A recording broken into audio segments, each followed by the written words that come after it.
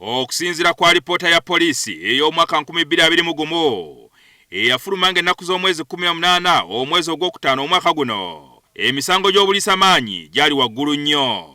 Egy'okusobya ku baana abato gyali 1,457, ate okukwata abakyala gyali 1,456, nga gyonna awamu gyali emisango 1,373. Kyokka gino tobalireko misango egy'obutabanguko mu maka. Emisango gy'obuliisamaanyi okusinziira ku poliisi gikwata kifo kya 4. Akulira abalamuzi mu ggwanga Dr. Flavian Zeija agamba nti emisango gino gyeyongera obungi olw'omuggalo gwateekebwawo okulwanyisa ekirwadde kya COVID-19. Emisango gy'obuliisamaanyi mingi nnyo mu kooti. Commissioner wa poliisi ndowooza mawulidde speech ye ng'agamba nti ebitundu 23 ku 100 misango gya buliisamaanyi.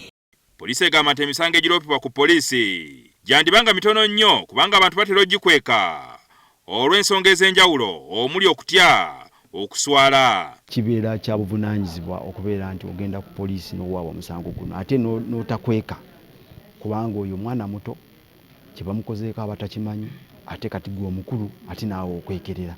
Ate olumu n'abalala bagamba nti muntu weemu akasente, ekyokuwaamu akasente tewali kasente kasobola kuzzaawo obulamu bwa muntu. Waliwo embeera eza medical eyinza okugirawo omwana oyo bw'abeera ng'afunye obuzibu, ebintu nga obstetric fistula, ebintu ebibi ennyo bisobola okwonoona ebiseera by'omu maaso eby'omwana. Kankuwe ekyokulabirako omusango bwe baguza mu mwaka gwa let's say 2015 n'oguwulira 2022, awo kitegeeza nti omwana bwe bamudifayiringa mpozi nga alina emyaka aba 14 aba abadde omukyala mukulu, oluusi amaze dde okufumbirwa, tasobola okuva ewabba nga najja mu lwatu n'ayogera nti omanyi bankwata luli, aba tayagala kujja.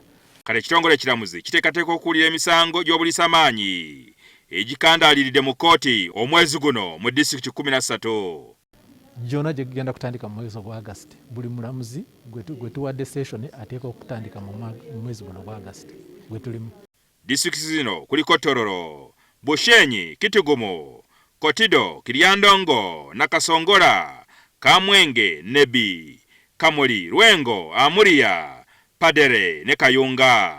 Nga zino ze zimu kuzaasangibwamu emisango gy'ekika kino. Jingo Francis, NTV, ku ssaawa emu.